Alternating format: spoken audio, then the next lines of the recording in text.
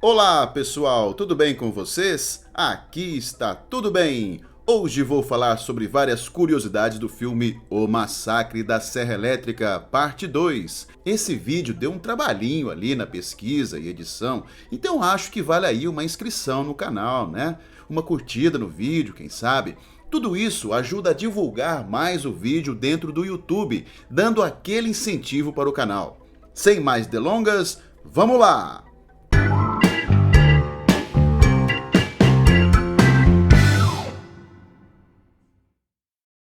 O filme.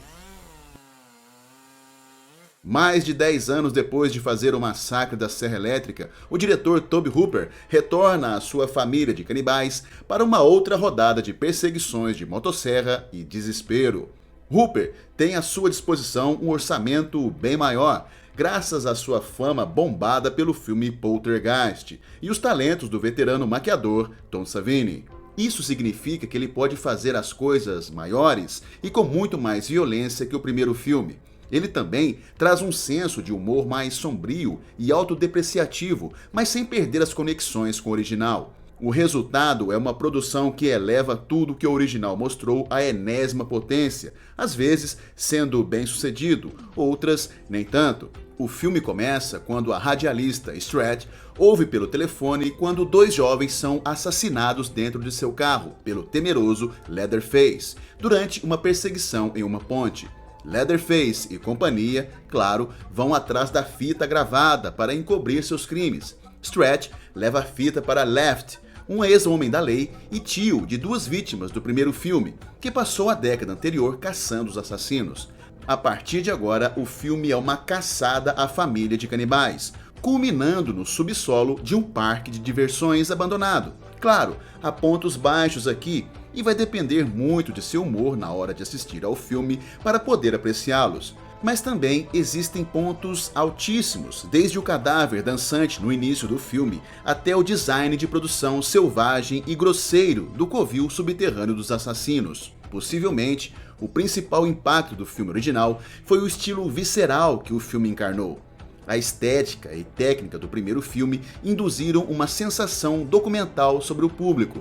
Essa essência foi verdadeiramente aterrorizante, o que de certa forma facilitou vender o filme como baseado em uma história real. Parte do público realmente acreditava que aquilo visto na tela fosse verdadeiro. O diretor Hooper acreditava que não poderia capturar essa essência de novo e, sabidamente, resolveu mudar um pouco o tom da história para a continuação. O público demorou a entender qual era a proposta do filme, o que fez com que a produção tivesse seu merecido reconhecimento apenas nas vendas de VHS, DVD e Blu-ray. O filme faturou 8 milhões de dólares nas bilheterias, para um custo de produção de 4,5 milhões. O Massacre da Serra Elétrica 2 é um filme de 1986, dirigido por Tobe Hooper e estrelado por Caroline Williams como Strat, Dennis Hopper como Left, Bill Johnson como Leatherface, Bill Moseley como Chop Top e Gene Seidel como Drayton Sawyer. O começo de tudo. O diretor Tobe Hooper e o co-roteirista do Massacre da Serra Elétrica original, Kim Henkel, pretendiam fazer uma sequência do filme, contando uma história que aumentaria os eventos originais. Essa sequência teria a personagem do original Sally Hardery sendo libertada de um manicômio, onde foi deixada para se curar da histeria após sua experiência com a bizarra família de canibais. Junto com um grupo de amigos, Sally viaja de volta ao Texas em busca de Leatherface, o velho cozinheiro e o caroneiro, que sobreviveu ao acidente com o caminhão, embora seu crânio tenha sido parcialmente esmagado. O título da continuação seria Além do Vale do Massacre da Serra Elétrica, mas o estúdio, com receio de que o orçamento fosse nas alturas, exigiu mudanças consideráveis para o roteiro, até mesmo contratando um novo roteirista, Kit Carson, e o resultado dessas mudanças foi o que se tornou o Massacre da Serra Elétrica, parte 2. Hooper tinha um contrato com a produtora Cannon Group, que previa a produção de 3 filmes.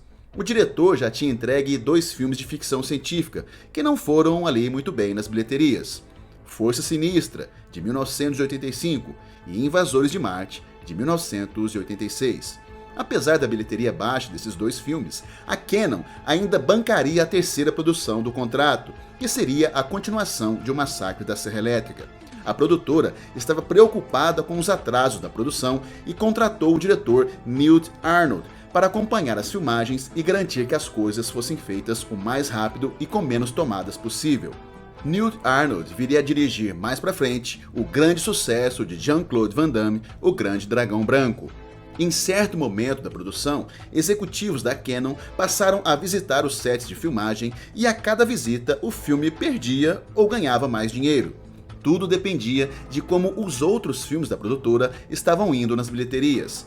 A pressão da produtora para terminar o filme era tanta que a pós-produção começou enquanto as cenas do filme ainda estavam sendo gravadas. O diretor Hooper ficava com os dois serviços, terminar as filmagens e ainda acompanhar a edição do filme. O elenco: Bill Moseley, o ator que deu vida a Chop Top, criou o curta-metragem intitulado The Texas Chainsaw Manicure, onde ele desempenhou um pequeno papel como o caroneiro. O curta era uma paródia em cima do título original da obra de 74, The Texas Chainsaw Massacre. Por sorte, um amigo roteirista viu o curta e se prontificou a mostrá-lo a Tobe Hooper. O diretor adorou e manteve Moseley em mente para um papel em uma futura sequência do filme. Quando chegou a hora de lançar a continuação, Moseley foi contratado para o papel de Chop Top, irmão gêmeo do caroneiro. Moseley disse que seu papel como Chop Top é seu favorito entre todos que já interpretou. O ator guarda em casa até hoje o figurino do filme, incluindo o cabide que usava para coçar a cabeça e o isqueiro, assim como a dentadura. Jim Seidel é o único ator que atuou também no filme original, expandindo aqui o seu personagem de O Cozinheiro Drayton Sawyer, para além da casa do primeiro filme. Podemos ver seu personagem até participando de uma competição do melhor chili da região. Você deve imaginar aí qual era a iguaria que o sabor especial do chili vencedor trazia na receita, não é? O ator Lou Perryman trabalhou no filme original como membro da equipe de produção, mas não como ator. Caroline Williams queria causar uma forte impressão em seu teste para o papel.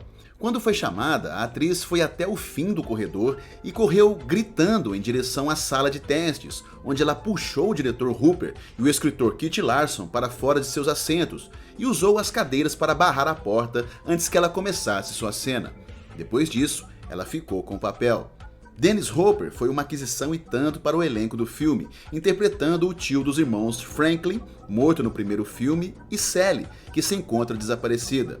O ator, de acordo com relatos de outros membros da equipe, tinha métodos, digamos, peculiares de atuação, como ficar girando em círculos antes de uma cena, para que o personagem tivesse aquele olhar meio perdido.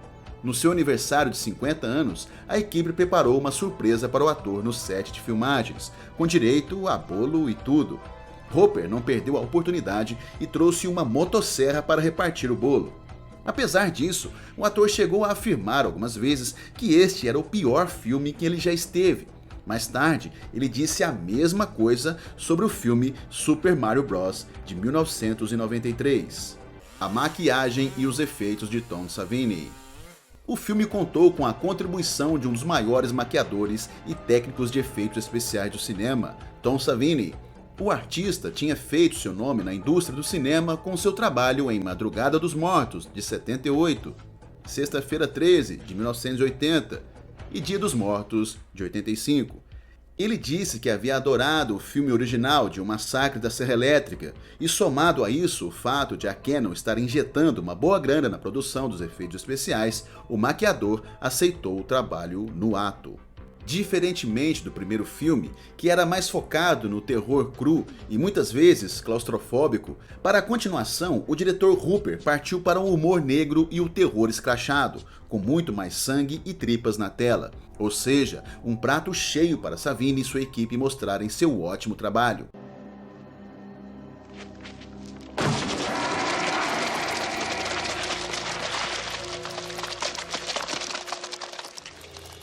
A cena com a perseguição de carros na ponte foi a mais complicada do filme, segundo Savini. Era preciso uma coordenação perfeita entre o movimento dos carros e o trabalho da equipe de maquiagem e efeitos. Enquanto os carros estavam em movimento, a equipe de efeitos especiais penava para que a cena com a cabeça sendo cortada pela motosserra saísse perfeita. Quando a câmera focava a parte da frente do carro, Savini não quis usar uma cabeça falsa, apesar dos apelos dos outros membros da equipe. O maquiador preferiu usar a própria cabeça do ator para fazer o efeito da cabeça cortada, usando uma massa protética com um balão inflado dentro. Quando a câmera focava a parte de trás do carro, aí sim a equipe usou partes de um boneco e jatos de sangue que saíam da cabeça. Savini reclamou da edição do filme, dizendo que esta cena era mais longa e que vários efeitos foram descartados na pós-produção. Outra curiosidade sobre essa cena é que foi o próprio ator Bill Johnson quem fez a cena em cima do carro, interpretando Leatherface segurando a motosserra e o boneco. Johnson era, na verdade, um dublê na vida real e não teve tantas dificuldades para fazer a cena. Um detalhe que às vezes passa batido nessa cena é sobre o comprimento da ponte, que fica localizada no rio Colorado em Bastrop, Texas. No filme, a cena de perseguição nessa ponte dura vários minutos, com os carros indo a uma velocidade razoável, o que dá a impressão de que a ponte tem vários quilômetros de comprimento, apesar de seus 400 metros reais. É uma falha no roteiro que passou pela edição e entrou no corte final do filme. O ator Bill Johnson disse que a equipe tinha que ficar voltando sempre para o início da ponte para continuar a filmar, uma vez que ela era bem curta para rodar toda a cena. A maquiagem do personagem Chop Top demorava 4 horas para ficar pronta, principalmente por conta da placa de metal na cabeça. Savini pedia ao ator Bill Moseley para recitar algumas falas do personagem durante os primeiros processos de maquiagem, para que o maquiador pudesse moldar o rosto do ator de acordo com a sua personalidade. A maquiagem do vovô Sawyer foi a que mais deu trabalho para a equipe de Savini, por conta da perfeição do trabalho. Foram usados materiais à base de espuma para cobrir toda a cabeça e parte do corpo do ator Ken Everett, que aliás foi escolhido a dedo pelo próprio Savini, que queria uma pessoa bem magra e com olhos profundos, o que facilitaria o trabalho de maquiagem. Savini pessoalmente pediu ao diretor que desse um close no personagem, para que todos vissem como havia ficado perfeito seu trabalho. Hooper, claro, atendeu o pedido do maquiador. Para a maquiagem do corpo esfolado de LG, a equipe levou 8 horas para terminar o processo. O ator Lou Perryman chegou a dormir na cadeira de maquiagem e, quando acordou, ficou impressionado com o resultado do trabalho. A atriz Caroline Williams viu a maquiagem de LG pronta apenas na hora de filmar e disse que foi extremamente complicado terminar a cena. Os dois haviam feito uma amizade muito grande durante as filmagens e foi difícil para Williams ver o corpo de seu companheiro de cena todo machucado.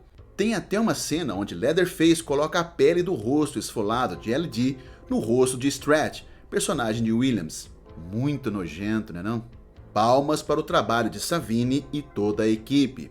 A cena com a motosserra atravessando a barriga de Leatherface, apesar de parecer complicada, usou um efeito bem simples, com uma barriga falsa na frente, cheia de órgãos e tripas protéticas, e na parte de trás foi criado um dispositivo, com a ponta de uma motosserra que era acionada por controle remoto.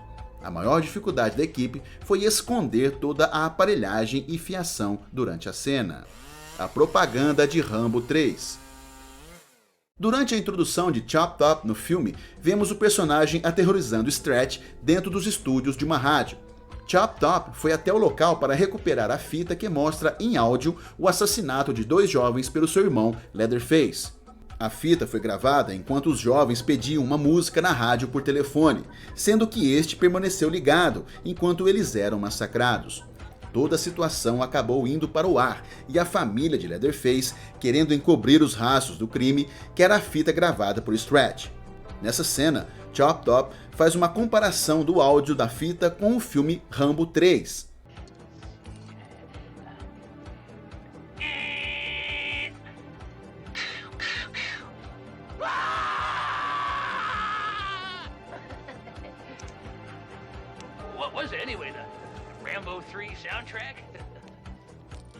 Acontece que a terceira parte de Rambo ainda não havia sido lançado na época, Talvez assistimos nessa cena uma espécie de propaganda antecipada do filme de Stallone, o que é muito estranho, pois Rambo 3 foi lançado 2 anos depois, mas pela Carolco Pictures, uma produtora independente e concorrente da Canon.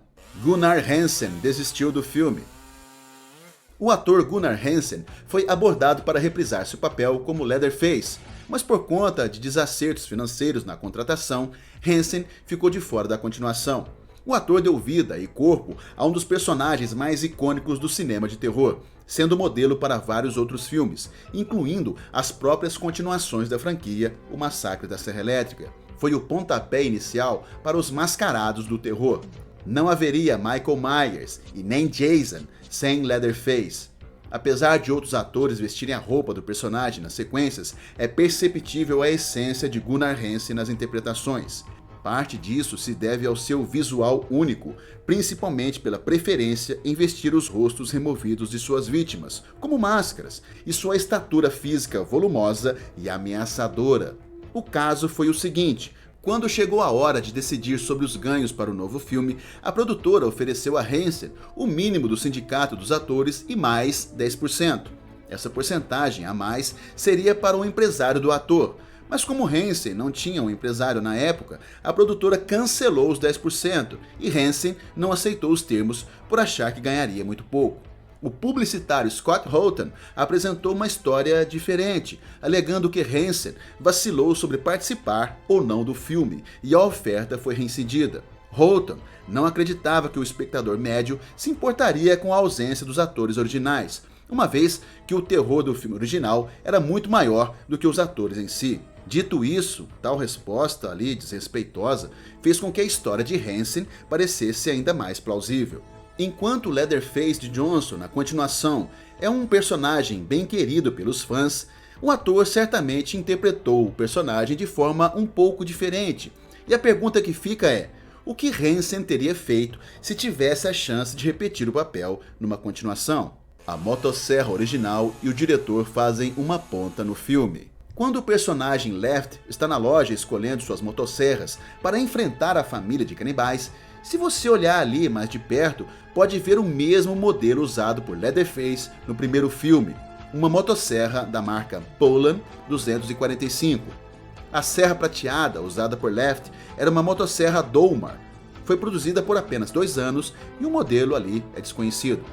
O diretor Tobe Hooper fez uma participação especial.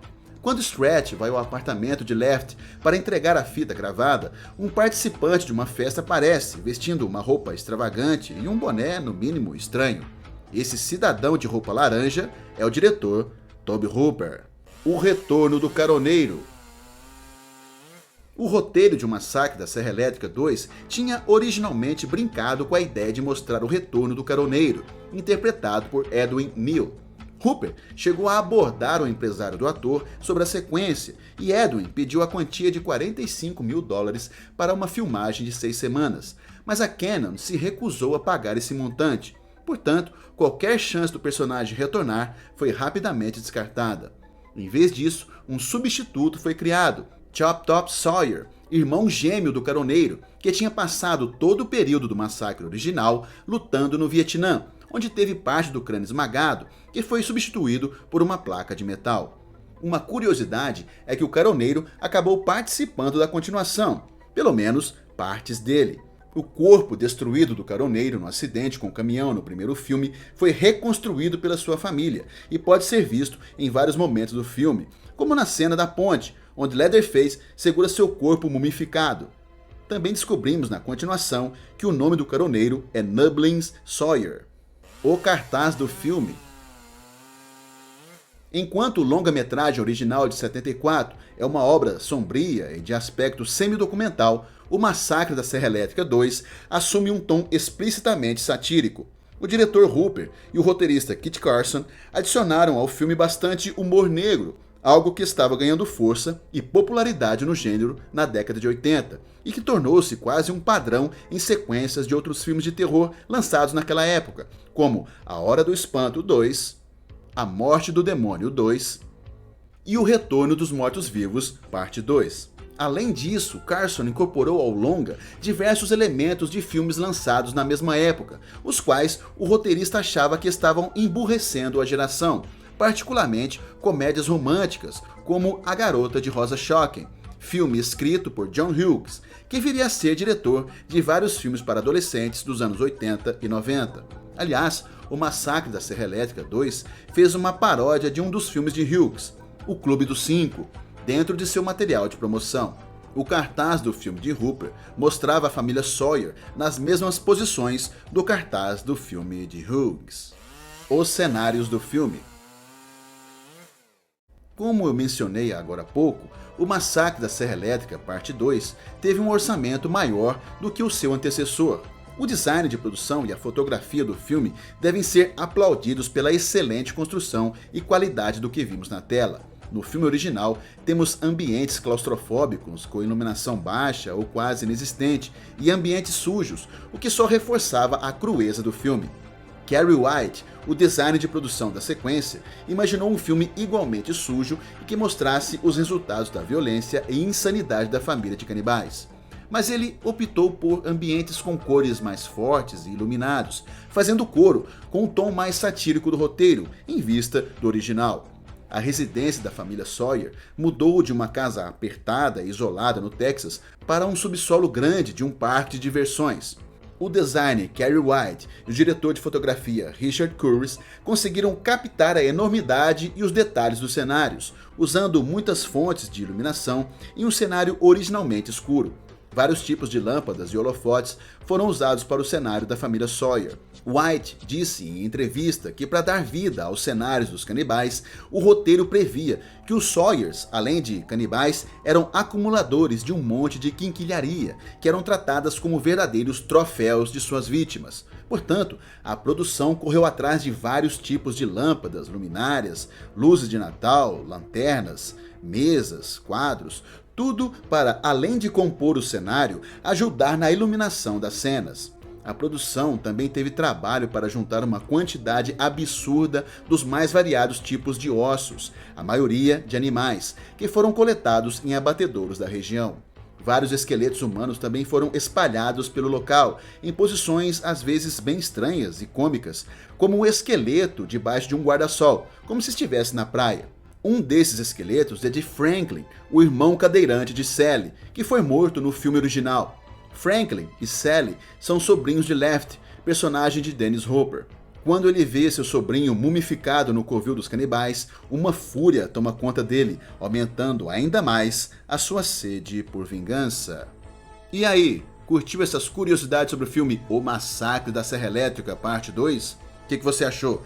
Deixa aqui embaixo seu comentário, que é muito importante para o canal esse retorno. Aproveite, se inscreva, ative o sininho para receber todas as notificações de novos vídeos. Toda semana tem vídeo novo aqui no canal. Estou deixando aqui do lado outros vídeos que tenho certeza que você vai gostar.